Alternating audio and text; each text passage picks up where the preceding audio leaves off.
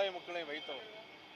எல்லா ஜாதி பேரையும் சொல்ல விரும்புகிற எல்லா ஜாதி மக்களையும் தன்னுடைய படை தளபதியாக ஓவராக பிரித்து வைத்து பார்த்தவர் தீரன் சின்னமலை அவர்கள். நாங்கள் ஆடி 18 ஓடா நிலைக்கு சென்று வழக்கமாக நாங்கள் அங்கே மாலை மரியாதை செலுத்துவோம். ஆக அது ஆடி 18 நானும் இங்கே வந்திருக்கிற நமது கரு நாகராஜன் அவர்கள், காளிதாஸ் அவர்கள், நமது மாவட்ட சஞ்சய் அவர்கள், மாநில விவசாய அணி தலைவர் நமது மதிப்பு மரியாதைக்குரிய ஜி.கே. நாகராஜன் அவர்கள் எல்லோருமே போய் சேர்ந்து அங்கேயும் மரியாதை செலுத்துவோம். அந்த குடும்பத்தை சார்ந்த இன்னும் பாரதிய ஜனதா கட்சியிலே இருக்கிறார்கள். திரு கிருஷ்ணகுமார் அவர்கள் எனக்கு வேண்டிய நண்பர்.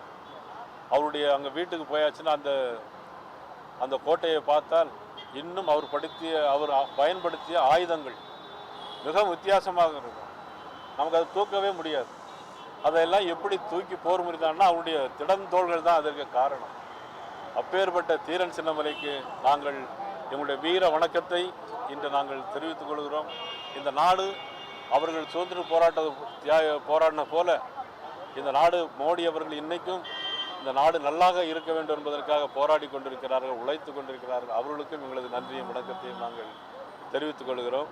வழக்கமாக ஏதாவது கேள்வி வச்சிருப்பீங்க, நானே சொல்லுவேன். நீங்க கேட்க வேண்டாம். இந்த விவேக் சினிமா மாதிரி உங்க மனசுல என்ன இருக்குன்னு எனக்கு தெரியும். அதனால அந்த மாதிரி வேலைக்கெல்லாம் அவங்களுக்கு இடம் கொடுக்காம எங்களுடைய உள்துறை அமைச்சர் அமித்ஷா அவர்கள், எங்களுடைய கூட்டணி கட்சியினுடைய தலைமையேற்ற அண்ணன் இபிஎஸ் அவர்கள் என்ன பேசிக் கொள்கிறார்களோ, என்ன முடிவு எடுக்கிறார்களோ அது நடக்கும்.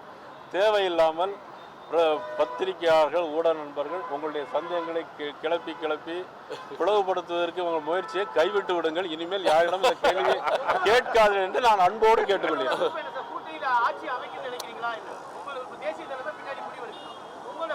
என்னுடைய விருப்பம் திமுக ஆட்சி அகற்றப்படணும்.